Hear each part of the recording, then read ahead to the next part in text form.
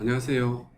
AI for Structure Based Virtual Screening 강의 시리즈를 맡고 있는 카이스트 화학과 김현입니다. 오늘은 8번째 시간으로 Physics Informed Graph Convolution Network에 대해서 알아보도록 하겠습니다. 다음과 같은 콘텐츠가 준비되어 있는데요. 첫 번째, 모델 커패시티에 대해서 알아볼 것이고요. 인덕티브 바이어스라고 하는 개념에 대해서 알아보도록 하겠습니다. 그리고 이어서 Physics Informed Graph Convolution Network을 이 논문을 예로 들어서 설명하도록 하겠습니다. 남는 시간에는 이 Physics Informed GCN 외에 어떻게 이 모델의 제너럴라이제이션 어빌리티를 높일 수 있는가 하는 관점에서 우리가 접근할 수 있는 다양한 방법들에 대해서 간단히 살펴보고 결론을 맺도록 하겠습니다. 모델 커패시티가 무엇인가?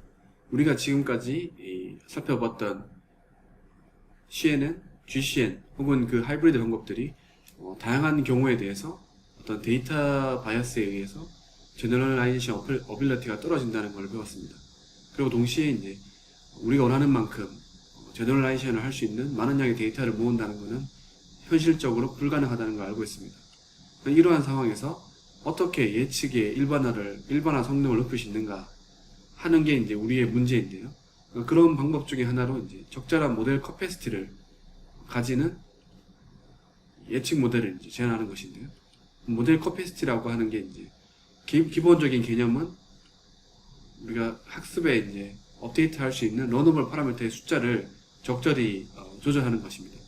이제 그러한 관점에서 모델 커패시티에서 살펴보도록 하겠습니다. 그래서 모델 커패시티를 혹은 넘버 오브 파라미터를 적절히 조절함으로써 우리가 예상할 수 있는 에러 값을 컨트롤 할 수 있을 텐데요. 모델 커패시티가 적으면은 언더핏이 일어날 것이고요.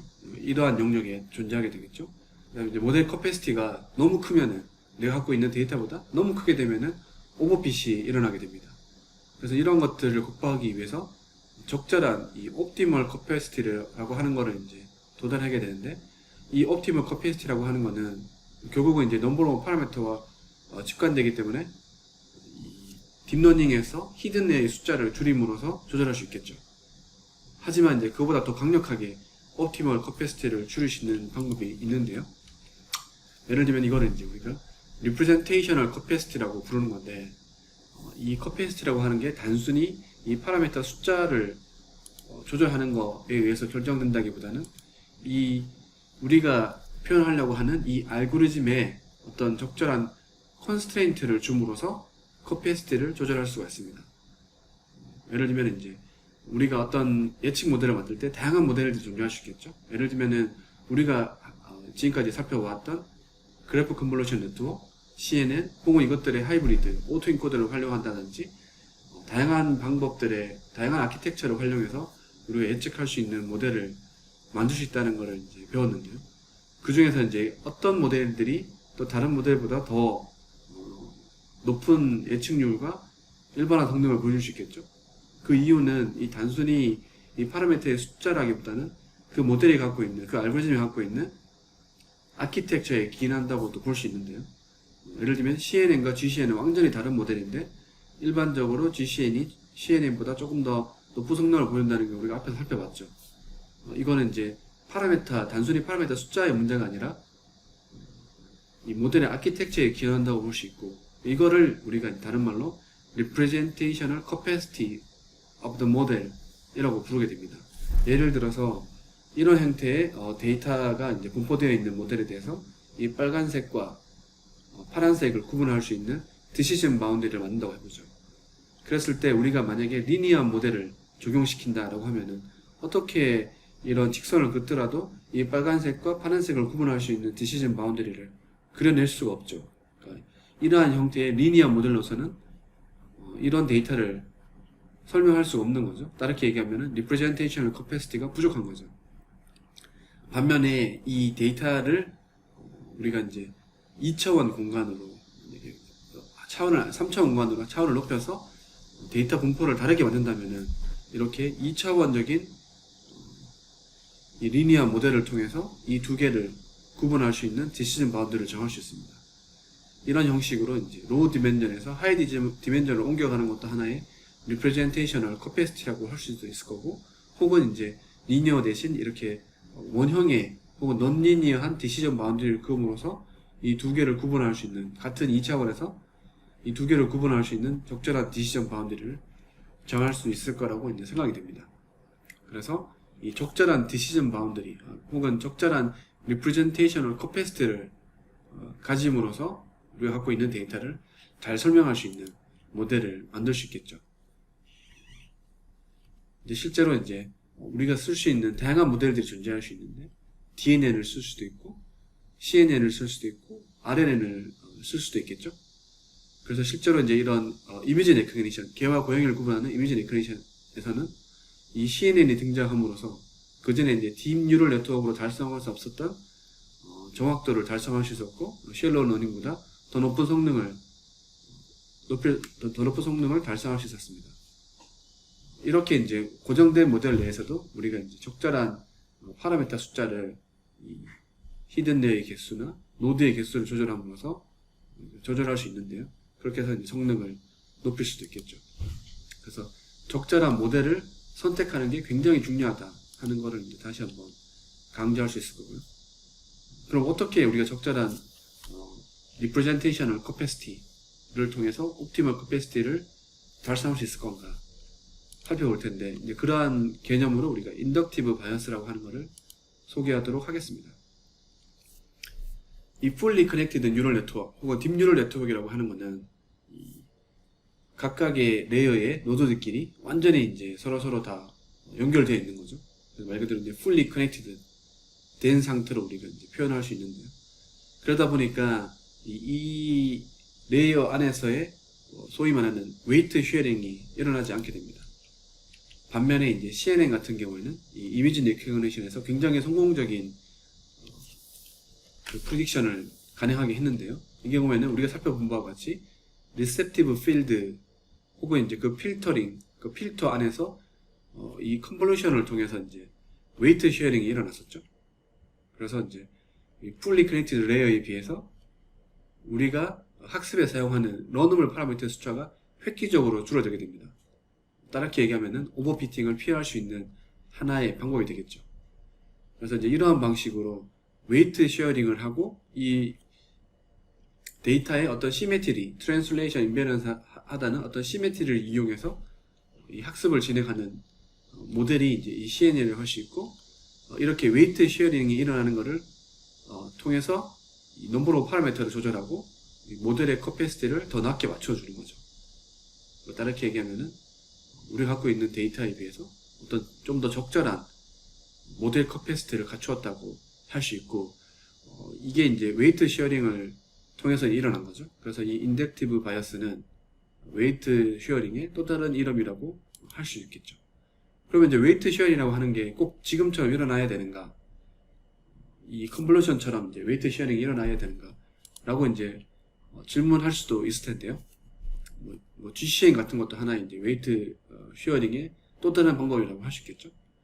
그래서 이제 일반적으로 이 인덕티브 바이어스 혹은 이제 웨이트 쉐어링이라고 하는 거는 이 러닝 알고리즘이 이 다양한 어떤 예측 모델들이 가능한 가운데, 예를 들면은 딥 뉴럴 네트워크를 쓸 수도 있고 CNN을 쓸 수도 있고 RNN을 쓸 수 있고 GCN도 쓸 수 있는데, 그 중에 어떤 특정 솔루션이 더 우선시 되도록 허락해 준다고 할 수 있죠.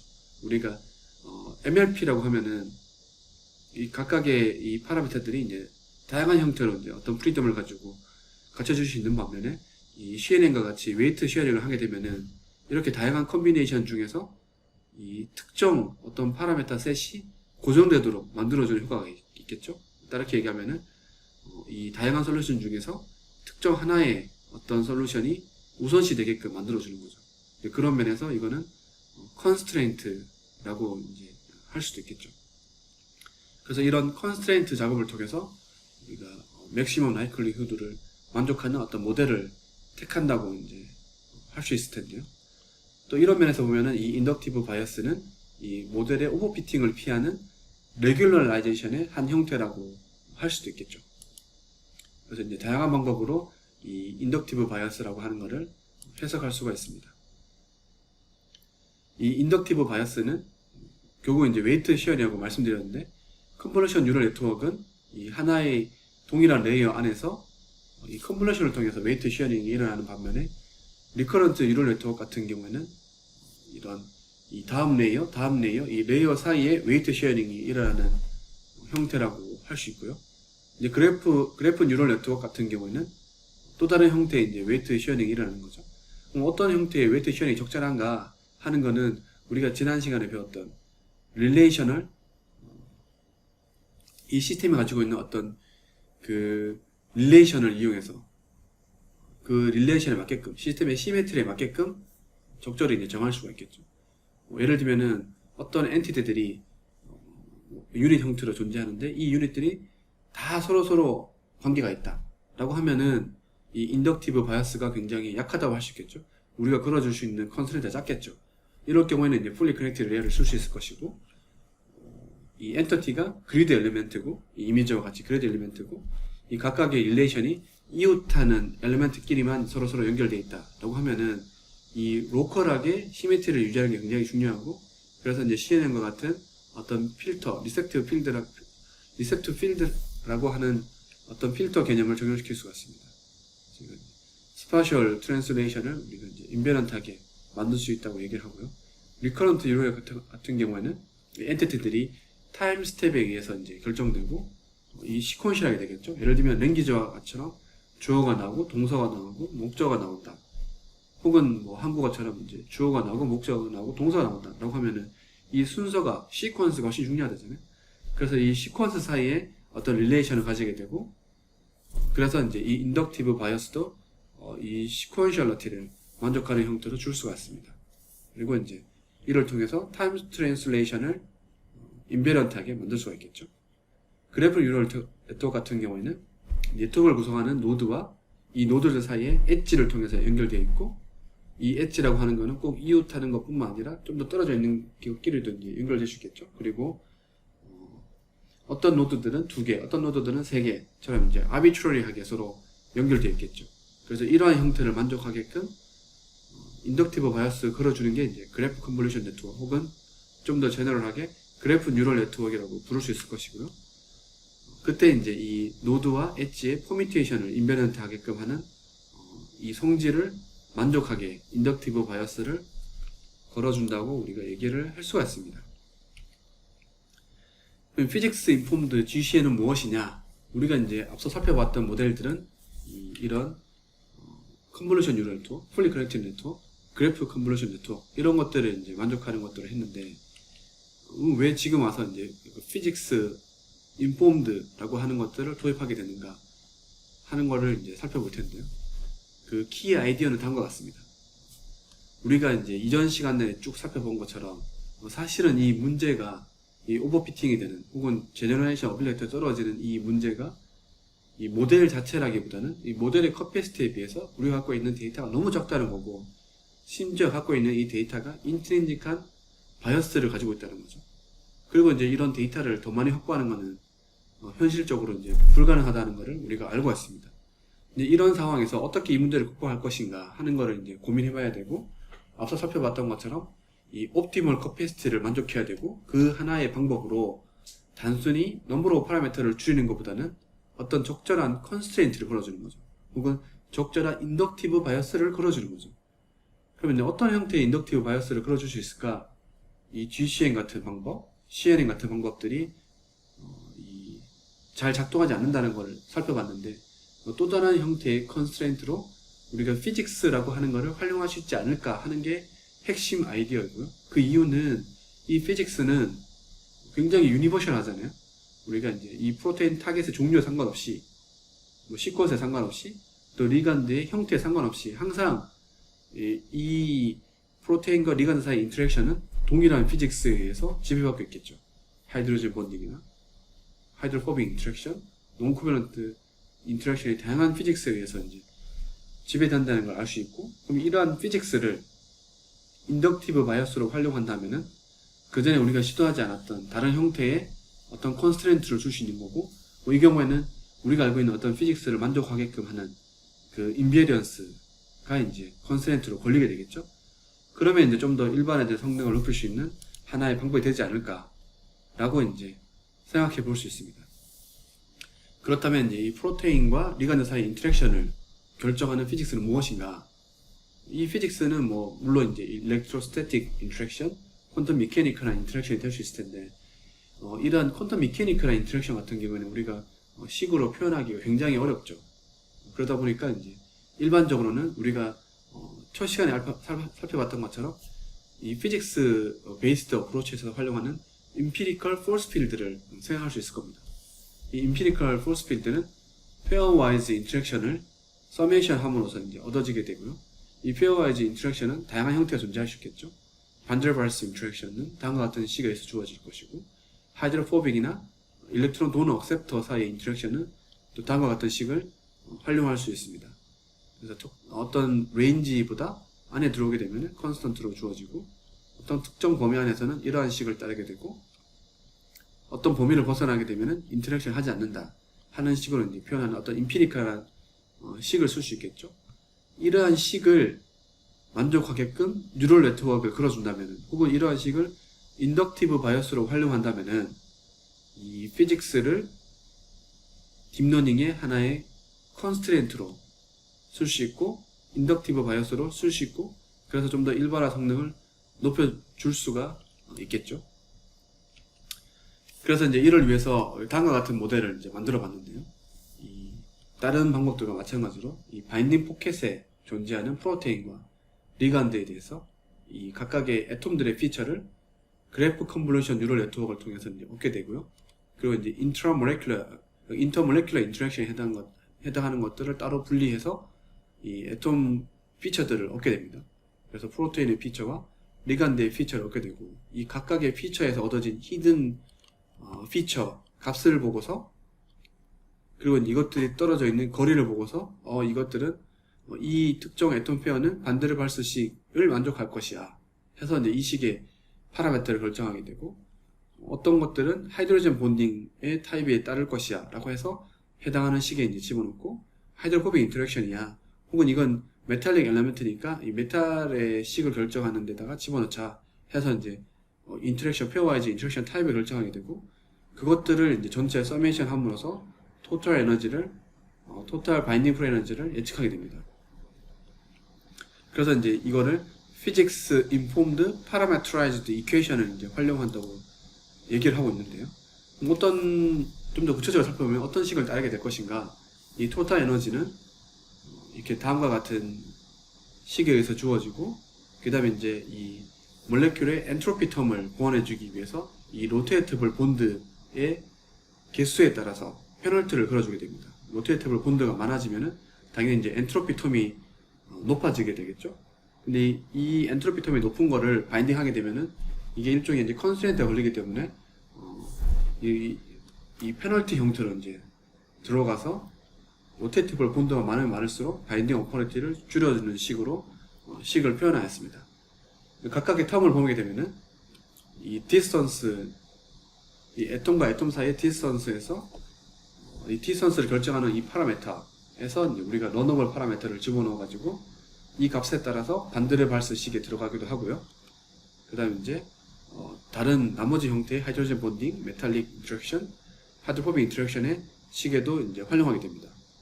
그리고 이제 이 반데르발스 식에서의 이 코피션트 값도 러너블 파라메터로 집어넣고, 이 값 또한 이제 러너블 파라메터로 집어넣어서 전체적으로 보면은 이 임피리컬한 식을 따르되 이때 들어가는 이 파라미터들을 포스필드와 같은 고정된 값을 쓰는 게 아니라 이 주어진 시스템에 대해서 러너블 파라미터로서 활용한다는 거죠. 딥러닝이 예측한다는 거죠.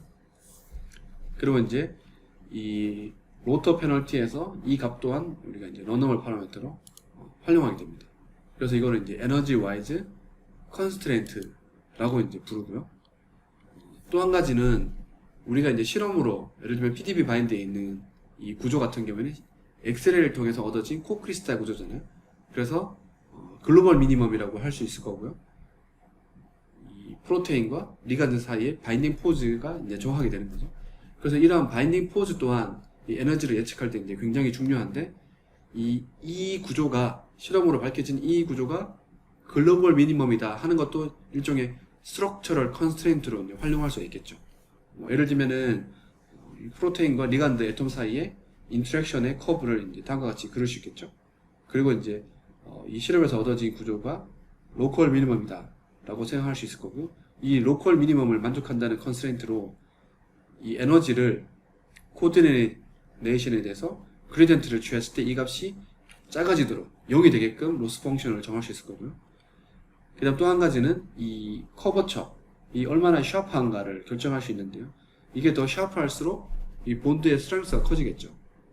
그래서 이제 이 모델 같은 경우에는 이 세컨 데리버티브 혹은 이 커브의 커버처가 가능하면 커지게끔, 그래서 더 강하게 그 위치로 로컬 미니멈이 되게끔 하는 컨스트레인트를 줬습니다. 그래서 이제 이 두 개의 컨스트레인트를 이제 스트럭처럴 컨스트레인트라고 부르게 되고요. 그래서 우리가 실험에서 얻어진 정보들을 에너지 와이즈로 혹은 스트럭처 와이즈로 최대한 활용해서 컨스트레인트로 주는 거죠. 또 한 가지 이제 우리가 성능을 높일 수 있는 방법으로 이제 데이터 오그멘테이션이라고 하는 거를 쓸 수 있는데요.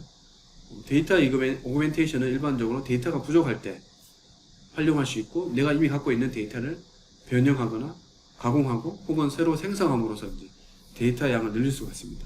예를 들면 이 고양이 사진이 우리가 갖고 있는 데이터라고 했을 때 이 고양이 사진을 이렇게 조금씩 돌리거나 혹은 미러링해서 돌리거나 트랜슬레이션, 로테이션 등등 다양한 형태로 이제 우리가 데이터를 변형시키고 강화시킬 수 있겠죠. 이를 통해서 이제 이것들이 똑같은 레이블로 매김으로써 데이터를 이제 오그멘테이션 한다라고 하게 되는데요. 이 프로테인 리간드 인터랙션 같은 경우에는 다양한 형태의 데이터 오그멘테이션이 가능합니다. 첫 번째, 도킹에 대한 오그멘테이션인데요. 동일한 이 글로벌 미니멈의 어떤 바인딩 포즈를 가지고 있는 리간드에 대해서 이건 이제 트루 값일 거고, 이 트루 값이 아닌 형태, 얘를 이제 도킹 같은 방법을 통해서 이렇게 만드는 형태, 이렇게 만드는 형태 등 이 그림에서 보시는 것처럼 동일한 이 프로테인 리간드 페어에 대해서 다양한 숫자의 이 포즈를 우리가 생성할 수 있겠죠. 그리고 뭐 당연히 이제 기대하는 것처럼 이 글로벌 미니멈에 있는 이 트루 바인딩 포즈에서의 바인딩 어퍼너티가 가장 낮고, 그렇지 않은 것들은 이것보다 값이 높겠죠. 그래서 이제 이 로스 펑션에서 이렇게 생성된 데이터에 대해서 이것들에 대한 실험값을 알지 못하니까 우리가 이제 실험으로 얻은 글로벌 미니멈의 바인딩 어퍼너티보다 이것들이 더 클 것이다 해서 맥시마이제이션 하는 이 맥스 값을 얻는 방식으로 해서 이제 이 데이터 오그멘테이션을 할 수가 있고요. 그 다음 비슷하게 이제 크로스 도킹이라고 하는 걸 쓸 수가 있는데요. 이 우리가 이제 PDB 바인드에 있는 것들을 이제 트레이닝 세트에 쓸 텐데, 어떤 특정 타겟에 대한 액티브 컴파운드들은 이거랑 이제 구조가 다른 타겟에 대해서는 인액티브일 가능성이 높겠죠. 그렇겠죠? 얘가 이제 멀티 타겟을 하는 리간드가 아니라면. 그래서 이제 그러한 형태로 이제 데이터 오그멘테이션을 이제 활용하게 되는데, 이거는 이제 크로스 스크리닝이라고 이제 부르게 되고요. 그래서 이 크로스된 이 데이터 값은 이 값보다 클 수가 없다. 이때 이제 이 숫자는 IC50 값으로 쳤을 때 약 PRC50 값으로 쳤을 때 5에 해당하는 거고, 이 5보다 PRC50 값이 클 수가 없다 하는 컨스트레인트를 걸어주는 로스 펑션으로 이 크로스 스크리닝 오그멘테이션을 할 수가 있습니다. 랜덤 스크리닝 형태로 이제 오그멘테이션 할 수 있는데, 이거는 듀드셋과 이제 비슷한 거죠. 이 랜덤으로 어떤 라이브러리에서 이제 우리가 선택을 했을 때 이 랜덤으로 선택했기 때문에 이 특정 타겟에 대해서 이것들은 인액티브일 가능성이 높겠죠. 그렇지만 이제 이거를 바이너리 클래시피케이션이 아니라 리그레이션에 우리가 활용한다고 했을 때는 이거의 값이 이렇게 랜덤으로 스캐닝한 리건드의 특정 프로테인에 대한 바인딩 어퍼너티 값이 마찬가지로 이제 PRC50 값이 5를 넘을 수 없다 하는 컨스트레인트를 줌으로써 우리가 이제 데이터 오그멘테이션의 학습에 활용할 수가 있습니다. 이러한 세 가지 형태의 이제 데이터 오그멘테이션을 피직스 인폼드 컨스트레인트 외에 추가적으로 이제 진행할 수 있을 것이고요. 이때 활용한 데이터셋은 PDB 바인드, 가장 최근에 업데이트된 PDB 바인드의 리파인셋을 활용했습니다. 이게 전체 트레이닝에 활용했던 샘플과 테스트 셋에 활용했던 샘플이고요. 이 숫자가 작다 보니까 이 도킹 오그멘테이션에서는 PDB 바인드 2016 데이터로부터 이제 20만 개에 해당하는 디코이를 얻어냈고요. 그 다음에 이제 랜덤 스크린에는 IBS라고 하는 라이브러리에서 77만 개를 얻어냈습니다. 그리고 이제 크로스 스크리닝에서는 이제 38만 6천 개의 컴플렉스를 추가적으로 이제 얻을 수가 있었고요. 그리고 벤치마킹은 카스프 2016, 그 다음 시사라고 하는 데이터를 각각 활용하였습니다. 그래서 이제 전체적으로 보면은 이렇게 이제 트루 바인딩 컴플렉스에다가 도킹 오그멘테이션, 스크리닝 오그멘테이션, 혹은 이제 크로스 스크리닝 오그멘테이션을 통해서 이제 데이터를 추가적으로 확보를 했고, 이것들의 각각에 대해서 바인딩 에너지를 예측하고 그것들을 이제 미니마이제이션 하는 형태로 실제 값과 이제 차이를 각각의 로스 펑션의 컨스턴트 안에서 미니마이즈 하는 방법으로 이제 백프로포게이션을 해서 모델을 학습하게 됩니다. 그 결과를 살펴보면은 이제 이렇게 만들어진 이 피직스 인폼드 그래프 뉴럴 네트워크는 이제 피그넷이라고 이름을 불렀고요. 이 피그넷과 기존의 도킹 방법, 그 다음에 이제 우리가 앞서 살펴본 3D CNN 그래프 컨볼루션 네트워크 방법들과 성능을 이제 비교했는데요. 이제 벤치마크 셋으로 2016 카스프 2016 벤치마크 데이터를 활용하였습니다. 이때 벤치마크에 사용되는 매트릭은 스코어링, 랭킹, 도킹, 스크리닝이 있고요. 이 스코어링은 이 콜레이션 값이 클수록 이 실험에서 관측된 값과 서로 이제 비슷하다는 걸 알려줄 것이고, 이 도킹 방법 같은 경우에는 다음과 같은 수치를 보여준 반면에 3D CNN과 GNN은 우리가 앞서 살펴본 바와 같이 이 기존의 도킹보다 조금 더 나은 성능을 보여줬습니다. 피그넷은 이것보다 더 성능이 뛰어났고요. 랭킹 같은 경우에는 이 단순히 값을 예측하는 게 아니라 이 순서를 맞추는 거죠. 예측된 실험에서 관측된 리간드들의 바인딩 어퍼러티의 순서를 이제 맞추는 건데요. 그때 이제 이 도킹 방법에 비해서 이 딥러닝과 GCN이 이제 조금 더 나은 성능을 보여줬고, 골드 같은 경우가 오히려 조금 더 이 중에서 상대적으로 더 높은 성적을 보여줬습니다. 피그넷은 이것들보다도 다 나은 성능을 보여줬고요. 도킹은 이제 올바른 포즈를 찾을 수 있나 하는 거를 이제 보여주는 건데요. 이제 석세스 레이트로 이제 볼 수가 있을 거고요. 석세스 레이트를 보면은 도킹이 오히려 이 3D CNN이나 GCN보다 성능이 높다는 걸 보실 수가 있습니다. 뭐 실제로는 이런 도킹 방법들의 파라미터 또한 이 PDB 바인드에 있는 것을 가지고 이제 피팅을 하다 보니까 이 카스프 2016에도 이제 PDB 바인드에 있는 세트를 활용하게 되는데, 그러다 보니까 이제 도킹의 석세스 레이트가 꽤 높은 편인데, CNN은 스코어링이나 랭킹이 높은 반면에 오히려 도킹에서는 성능이 떨어진다는 걸 보실 수가 있습니다. 그렇지만 이제 피그넷은 여전히 이제 도킹에서도 더 높은 성능을 보여줬고요. 그다음 마지막으로 이제 스크리닝을 보는 건데, 이 스크리닝에서 인리치먼트 팩터 같은 경우에는 랜덤으로 우리가 샘플했을 때보다 얼마나 더 흰 레이쇼가 높은가를 보여주는 거고요. 그 배수가 되겠죠. 그래서 이제 랜덤이 1일 경우에 그거보다 몇 배 더 성능이 뛰어난가를 보여주는 건데, 도킹 같은 경우에는 약 평균 10배, 9배에서 10배 정도 되는 성능을 보여줬고, 이 3D CNN은 랜덤에 거의 비슷한 정도의, 실제로는 스코어링 값은 높지만 이 스크리닝에서는 이제 굉장히 낮은 성능을 보여준다는 걸 보실 수가 있습니다. 이것 또한 하나의 오버피팅의 결과라고 이제 할 수 있을 거고요. GCN은 CNN보다 높지만 도킹보다도 특별히 높지 않은 성능을 보여준 반면에 피그넷은 이 스크리닝에서도 가장 높은 성능을 보여줬습니다. 현재는 이제 이게 이제 2020년 데이터인데 약 1년 정도 지난 지금 여러 가지 이제 이 파라미터들을 옵티마이제이션 함으로써 지금은 약 20 정도까지 성능을 높였습니다. 그래서 보시는 것처럼 이제 우리가 피직스를 혹은 이제 임피리컬 그 포스 필드 값을 하나의 인덕티브 바이어스로서 이제 집어넣고 GCN과 결합함으로써 피그넷이라고 하는 모델을 만들었는데, 이 모델은 기존의 도킹과 이 딥러닝 방법을 적절히 이제 하이브리드 했다고 이제 할 수가 있을 텐데, 실제로 그 결과도 도킹과 CNN의 장점들을 모두 갖추고 모든 매트릭에 대해서 더 나은 성능을 보여준다는 것을 보실 수가 있습니다. 근데 또 한 가지 이제 중요한 특징 중에 하나는 우리가 이제 앞서 피그넷에서 설명한 것처럼 이렇게 이제 페어와이즈로 에너지를 예측하게 되는데요. 그러다 보니까 이 전체 바인딩 어퍼넌트뿐만 아니라 각각의 애톰들이 얼마나 이제 기여를 하게 되는가를 디컴포즈해서 이제 분석을 할 수 있게 되는데요. 이 그림이 이제 그러한 예를 보여주고 있습니다. 예를 들면은 이 타겟 프로테인에 대해서 두 개의 이 리간드가 서로 다른 이제 바인딩 어퍼넌트를 보여주는데요. 그랬을 때 이제 여기 파란색으로 칠해진 부분은 서로 이제 동일한 서브스트럭처를 가지는 거고, 빨간색으로 표현된 부분이 서로 다른 겁니다. 그랬을 때 이 파란색으로 표현된 부분의 바인딩 어퍼넌트의 컨트리뷰션은 우리가 기대한 것처럼 거의 비슷하죠. 값이 완전히 똑같지 않은 이유는 우리가 이제 스트럭처 기반으로 예측을 하게 되고, 이 부분의 구조가 다르기 때문에 바인딩 포즈가 조금 달라지게 되죠. 이 조금 달라진 바인딩 포즈 때문에 당연히 이제 에너지 값이 달라지게 되겠죠. 그리고 이제 이렇게 달라진 이 서브스트럭처의 이 부분 때문에 이 리간드가 이것보다 실제 실험에서의 바인딩 어퍼넌트가 더 크다라고 하는 거를 이제 설명할 수 있고요.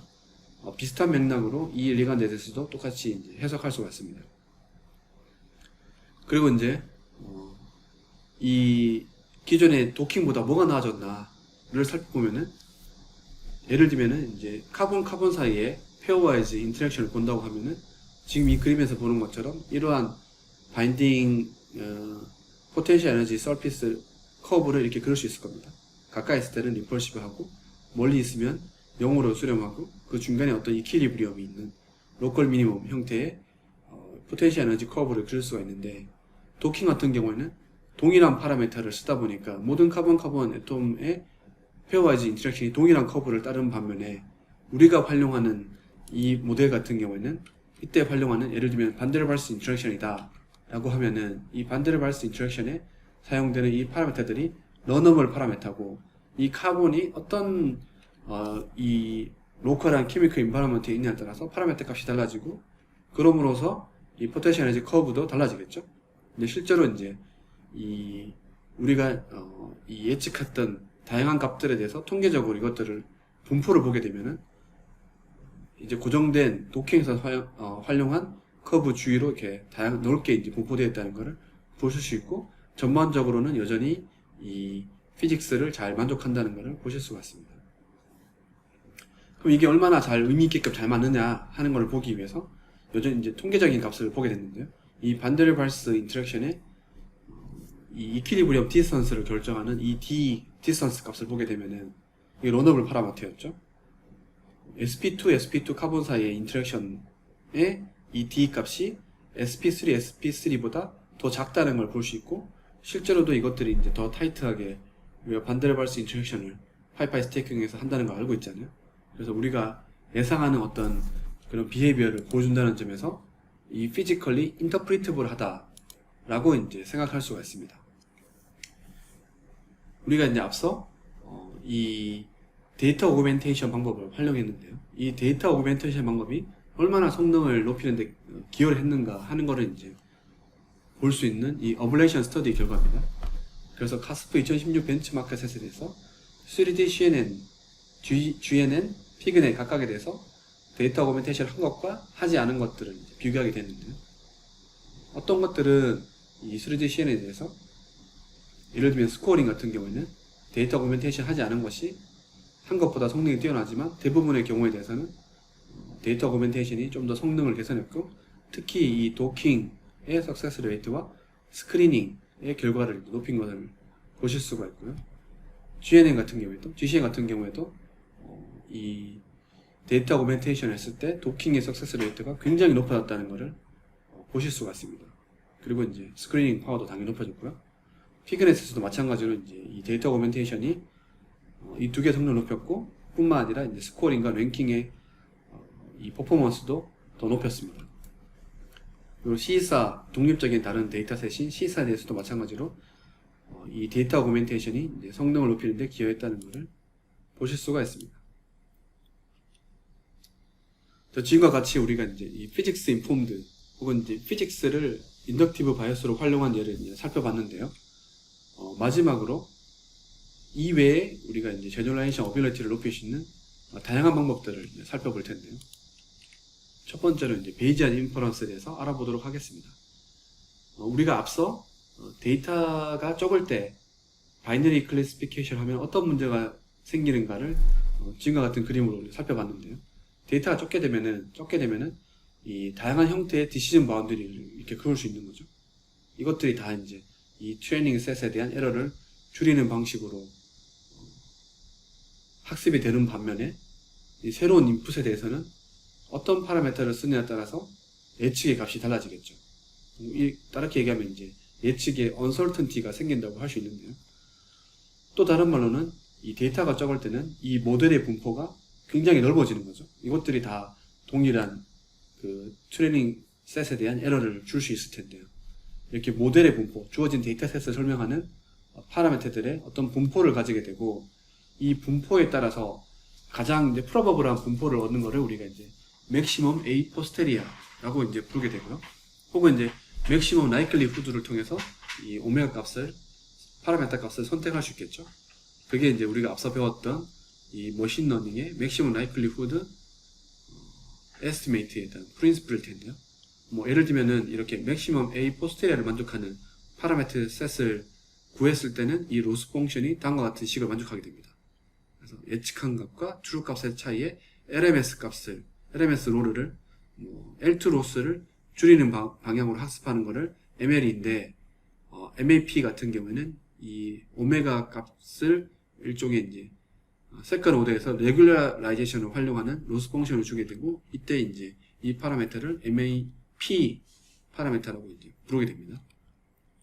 그래서 이게 다양한 분포 중에서 하나의 솔루션이 이제 정해지게 되겠죠. 예측 모델로. 반면에 이제 베이지안 인퍼런스 같은 경우에는 이때 활용 가능한 다양한 이 모델들을 한꺼번에 활용해서 이 예측의 평균값을 구하는 겁니다. 그래서 이제 이 포스테리아라고 부르는 이 주어진 데이터셋을 잘 설명하는 파라미터들의 분포, 확률 분포를 활용해서 웨이트를 주고 예측한 값과 평균을 내므로서 우리가 이제 예측한 값을 얻게 되는데요. 당연히 이제 평균값뿐만 아니라 이 분포가 있다 보니까 이거에 대한 스탠다드 데비에이션 혹은 베리언스 값을 같이 활용할 수 있겠죠. 그때 이 베리언스를 이제 언설턴티, 예측에 대한 언설턴티로 활용할 수 있고, 그 예측 값은 이 평균값으로 쓸 수가 있습니다. 이렇게 얻어진 거를 이제 베이지안 인퍼런스라고 이제 부르게 되고요. 그럼 어떻게 이제 이 다양한 모델들을 만들 수 있는가? 우리가 주어진 데이터셋을 설명하는 다양한 모델들을 만들 수 있는가? 한 가지 프랙티컬한 방법으로 이제 몬테칼로 드롭아웃이라고 하는 걸 쓸 수 있는데요. 예를 들면은 그래프 컨볼루션 네트워크에서 어떤 특정 이 노드 사이 연결성을 랜덤하게 이제 우리가 몬테칼로처럼 랜덤하게 바꿔가면서 다양한 모델들을 만들 수 있고, 이 다양한 모델들에 대해서 로스 펑션을 적용해서 주어진 트레이닝 셋을 잘 설명할 수 있는 다양한 모델들을 만들 수 있겠죠. 그래서 이걸 이제 몬테칼로 드랍아웃 혹은 MC 드랍아웃을 이용한 베이지안 뉴럴 네트워크라고 부르게 되고, 우리 실험실에서 이제 최초로 이 베이지안 그래프 컨볼루션 네트워크라고 하는 것을 제안하게 되었습니다. 그래서 이제 이러한 모델을 가지고 예측과 동시에 이 예측한 값의 uncertainty, 다르게 얘기하면은 이 예측의 베리언스 값을 이제 같이 이제 보게 되는 거죠. 그래서 이 베리언스 값을 예를 들면 여기에 있는 값이 이 다양한 모델들의 평균 값으로는 빨간색에 속하는데, 그 다양한 값들이 베리언스가 크더라 작더라 하는 형태로 이제 예측을 하게 되고, 당연히 이제 예를 들면은 이 빨간색 영역에 가까운 인풋을 집어넣게 되면은 평균 값도 이 다양한 모델들이 다 빨간색으로 예측하면서, 이 다양한 모델들이 다 빨간색으로 예측하니까 당연히 스탠다드 데비에이션도 굉장히 작게 되겠죠. 혹은 언설턴티도 굉장히 작아지겠죠. 반면에 새로운 인풋이 여기 있다라고 하면은 모델의 반은 파란색으로 할 거고 또 다른 모델의 반은 빨간색으로 하겠죠. 그래서 평균값은 0.5, 그러니까 빨간색이 될 수도 있고 파란색이 될 수도 있다. 반반의 확률로 빨간색일 수도 있고 파란색이 될 수 있다라고 해서 평균값을 줄 것이고, 베리언스는 굉장히 크게 되겠죠. 그래서 실제로 우리가 이제 어떤 바이너리 클래시피케이션 할 때 이런 MC 드롭아웃을 활용한 베이지안 인퍼런스를 적용했을 때 이 아웃풋 프로버빌리티가 1에 가까울수록 언설턴티가 작고 0에 가까울수록 언설턴티가 작으면서 이 가운데 있는 어느 쪽인지 모르겠다 했을 때 언설턴티가 굉장히 크다는 것을 볼 수가 있었고요. 그리고 실제로 이제 이 예측했을 때도 언설턴티가 작으면 작을수록 이 애큐러시도 더 높아졌다 하는 것을 보여줄 수 있었습니다. 그래서 이제 이러한 방법을 활용해서 실제로 이제 프로테인과 리간드 사이의 바인딩 어퍼너티를 예측할 수 있고, 베이지안 인퍼런스를 가지고 이제 언설턴티가 높은 값과 낮은 값을 분류를 해서 우리가 언설턴티가 낮은 값들만 제대로 된 예측이라고 생각하고 이 애큐러시를, 퍼포먼스를 살펴봤을 때 우리가 앞서 살펴봤던 이 피직스 인폼드 넷에 MC 드라우아스를 적용시켜서 베이지안 인퍼런스를 했을 때 이 언설턴티가 낮은 값들만 택했을 때의 콜레이션 값이 이제 랜덤하게 했을 때보다 조금 더 개선된다는 것을 보실 수 있고, 뭐 다 이제 거의 모든 데이터셋에서 동일한 성능을 볼 수 있고, 언설턴티가 높은 것들은 뭐 다르게 얘기하면은 내가 학습한 데이터와 좀 더 거리가 멀다는 것을 이제 표현해 주는 거죠. 그랬을 때의 콜레이션 값이 더 떨어진다, 랜덤하게 했을 때보다 떨어진다는 것을 동시에 이제 보실 수가 있습니다. 그래서 이제 이러한 식으로 이제 베이지안 인퍼런스를 활용하는 게 하나의 예가 될 수 있고요.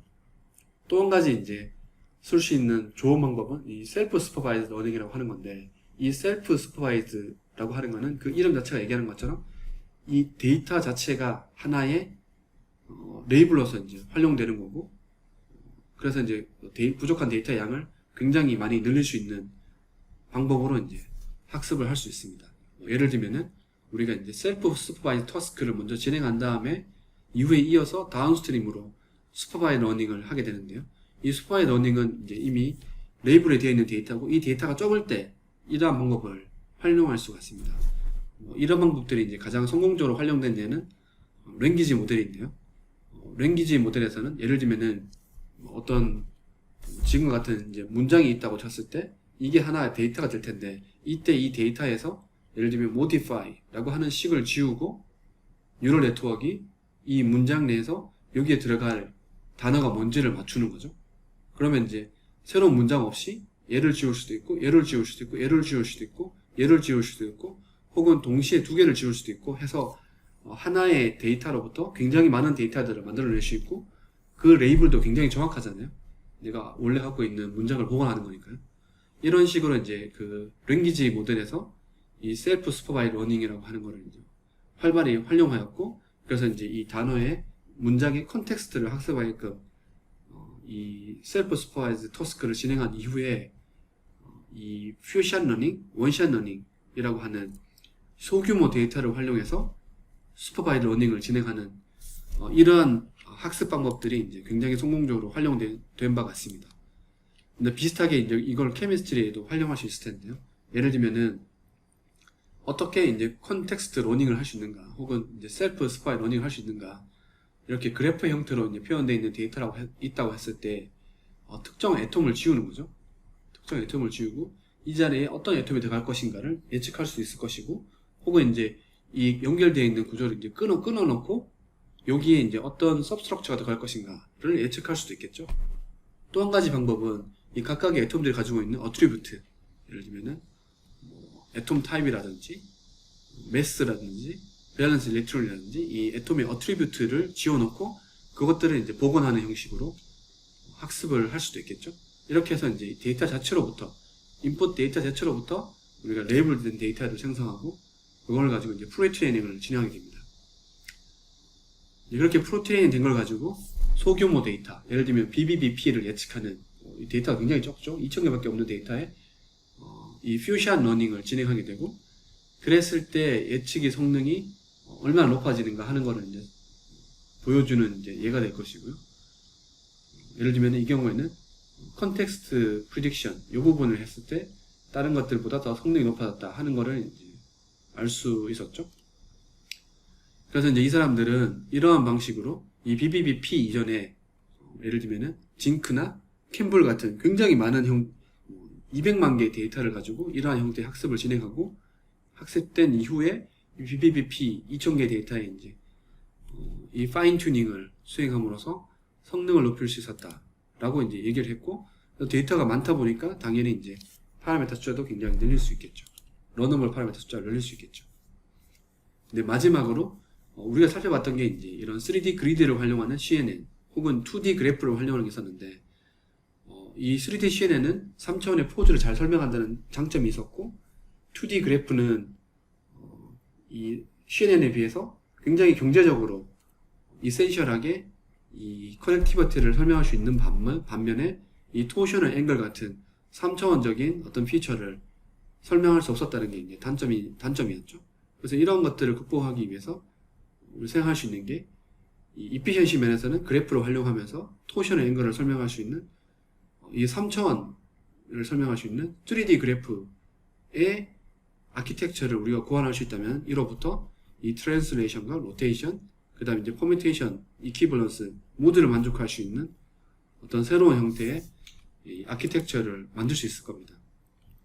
실제로 이제 이 3D 포인트 클라우드라고 하는 방법이 이제 개발되고 있고, 크게 보면 이제 더 큰 범주에서는 이거를 이제 이퀴벌런트 뉴럴 네트워크라고 부르게 되는데요. 이 이퀴벌런트 뉴럴 네트워크를 활용해서 이 프로테인 리간드의 바인딩 오퍼니티를 예측한다면은 좀 더 이 2D 그래프와 3D CNN의 장점들을 결합함으로써 성능을 높일 수 있지 않을까. 이게 또 다른 형태의 인덕티브 바이오스로서 활용할 수 있지 않을까 라고 생각을 하고 있습니다. 하지만 아직까지는 이제 이런 방법을 활용한 이 예는 보고되지 않았습니다.